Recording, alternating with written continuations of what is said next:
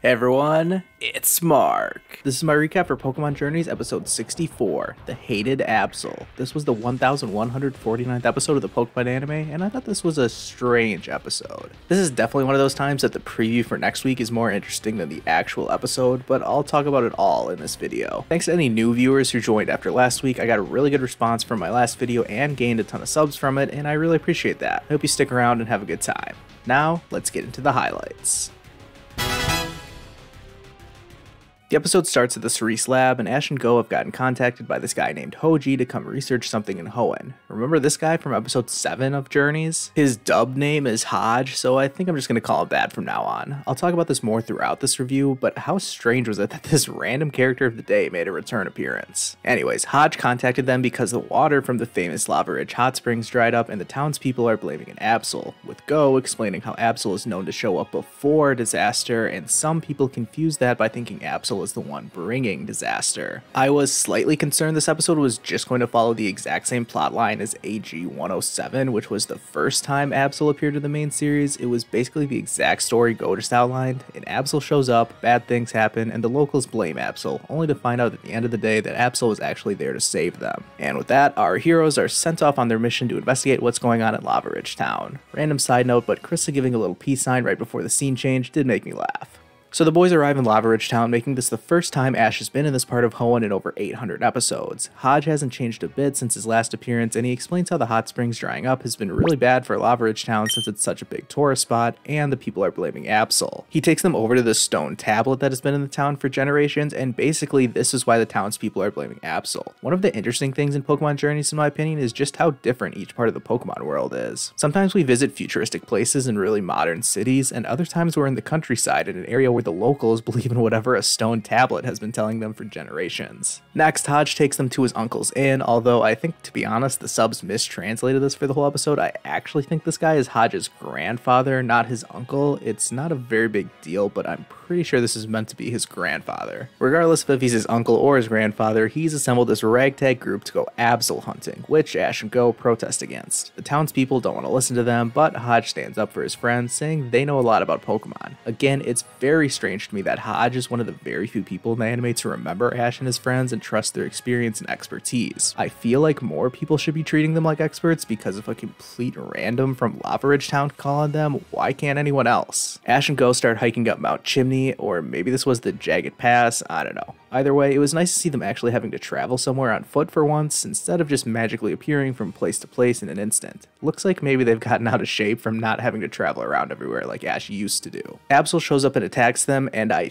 think the reason for this was because it knew Ash and Go were trying to help, but they were going to the wrong place, so it blocked their path so they would change their direction. That's just speculation on my part, but I think that's correct, as Ash and Go changed course and end up at this snowy part of the mountain, which is a strange sight to see for a volcano like Mount Chimney. It's time for a science lesson from Professor Go, who explains why this is bad for Mount Chimney because spring water shouldn't ever freeze since it gets heated by magma underground prior to reaching the surface. Eventually, a Glalie shows up and they suspect that it may be behind the sudden freezing of this part of Mount Chimney. Their suspicions are correct, and they find a cave full of ice types and figure out that they froze this entire area to make the climate livable for them. Go decides the best plan of action is to clear them out of the area and to unfreeze everything, but Absol shows up again to deter them. Again, Absol isn't necessarily there to threaten them, but I think it's just helping them along to the right destination, as clearing out the ice-type Pokemon is not the right solution to this problem. Ash and Go don't really understand yet, so they ask Hodge to check the stone tablet again and see if they can learn anything new that could help them understand exactly what Absol is trying to tell them. Sure enough, they uncover some local history about how in the past, some Glalie did basically the same thing and froze the hot springs, which caused Mount Chimney to erupt. Go transforms into Bill Nye the Science Guy to explain this phenomenon at a very basic level, and suddenly the boys realize the gravity of the situation. If they don't act fast, Mount Chimney is going to erupt. Well, this turned into a pretty high stakes mission all of a sudden, although the only other time Ash has ever been to Mount Chimney was similarly dangerous, since that was the time he got caught up between some Team Magma and Team Aqua drama about the meteorite. Ash and Go find a place where the steam is building up pressure and decide to try and break open a rock on the side of the mountain in order to release enough steam to prevent an eruption.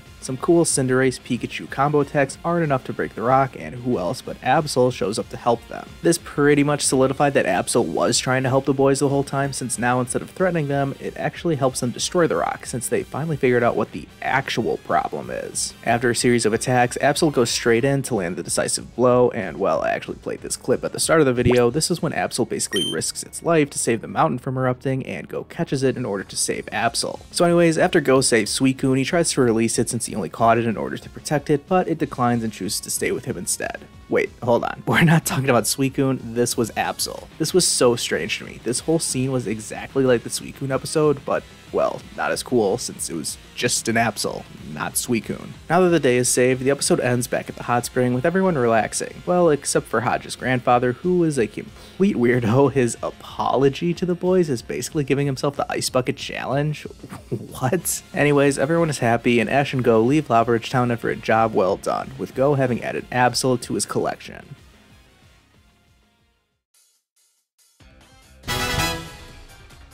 So a new segment I'm adding to these episode reviews. This is something I've been working on over with my great friends on the Elite Trainer Mark Discord server, which is linked in the description. It's the Pokémon Journeys Bingo Card Elite Trainer Mark Edition. So the point of this is to see if we can reach Bingo by the end of Pokémon Journeys, and I wanted to make it a fun challenge that we could track as the series goes on. We may finish this card, we may not. I think it's pretty impossible to clear the entire card due to some of the conflicting tiles on here, but I think it's definitely possible that we'll get Bingo at some point. If you don't understand what any of the tiles mean, then leave a comment or join the discussion over on Discord. I do want to emphasize that this has been weeks in the making, so some tiles such as Ash battles with his old Pokemon or Ash uses Dracovish in a PWC battle seemed like very far off concepts when we added them to the card originally, but they were both basically confirmed to be happening in the special preview last week. Anyways, on to the regular review and discussion. I'm giving this episode a 6 out of 10 rating. I thought this episode was fine. It felt like kind of a throwback to when Ash and friends would travel to a new place and save the day from whatever was happening, but it added a little bit of Journey's flair to it, so it stood out more than just an average filler episode. Hodge returned, which, like I've said several times, was a very weird choice in my opinion. It was cool to see him, don't get me wrong, but it just seemed out of the blue that a random character of the day would suddenly return and ask for Ash and Go's help. This did make me think though, what other characters of the day from Journeys could we see return again in the future? I thought about this a little bit and decided to make a list of 3 I think are most likely. I'll start with Cricketina Kylie, who, by the way, has one of my favorite names ever for a character in the dub, since I think Ash and Go could travel to Sinnoh at some point and see her, since she's pretty versatile as both a bug Pokemon collector as well as a competitor in the World Coronation series. Horus is another one I could see returning, since a lot of people wanted him to do so after his initial appearance in episode 32. It seems like there could be more to explore there character-wise with him and Go, but we'll see if it actually happens. Then there's Jacqueline, the actress from episode 54, whose Pokemon was Sobel's idol, Inteleon. Gosh, I miss Sobel so much. But for real, I think we can get another episode where she's acting in another movie, and that could be what inspires Drizzile to restart its training and evolve into an Inteleon.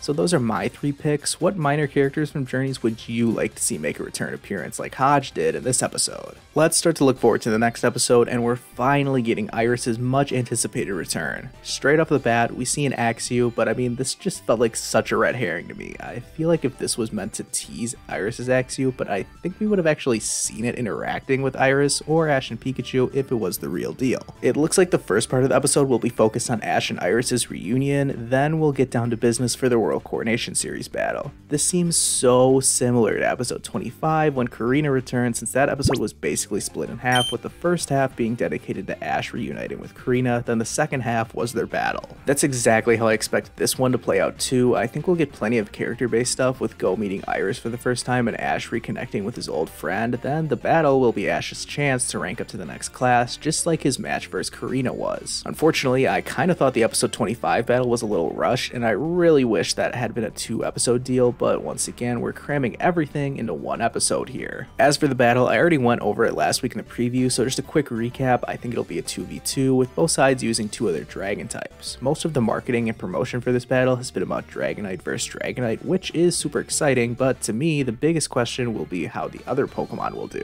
We know Ash's second Pokemon will be Dracovish, so that'll be the first thing we get to cross off the bingo card, but what about Iris? I've done my best to avoid any episode summaries or promotional material for this battle, so I think I'm pretty unspoiled as to what could happen. So please don't tell me down in the comments if anything I say here has already been confirmed as happening or not, but like I hinted at before, I think that Axew sighting was a red herring, and Iris's second Pokemon is actually going to be Haxorus. This would be a bold thing to do since I would be pretty surprised to see cute little Axew fully evolved off screen, but I think it would be fitting for Iris's return. She is wearing her champion attire after all, and I'm curious as to whether she's attained the title of gym leader or champion yet. So I want Iris to win this match, but I don't know if that will actually happen. If Ash were to lose, then he'd have to work his way back up to try and rank up to the Ultra class again, and I feel like Iris's return is just a one-off, but if Ash loses, he would definitely challenge her to a rematch later. Instead, what I think is going to happen is that their Dragonite will start off, Iris's will win, which would break Ash's Dragonite's undefeated record, and then Dracovish will level the playing field before Iris sends out her Haxorus, much to everyone's shock. But the more shocking thing will be when Dracovish actually defeats it and wins Ash the battle, ranking him up to the Ultra class. Again, I have no idea if any of that has been previously confirmed or speculated on. I try my best to avoid upcoming episode titles, summaries, and other promotional materials such as magazine leaks, so please don't talk about any of that down in the comments. I'll just get upset if I see any of that down there. However, there is a dedicated section of my Discord server for that type of discussion to take place, and I don't check that section at all, so I highly encourage you to talk about it all you want over there. Thanks so much for watching this video, and let me know what you guys thought about this week's episode as well as your predictions for next week. Make sure you like and subscribe if you haven't already, and I'll see you guys next time.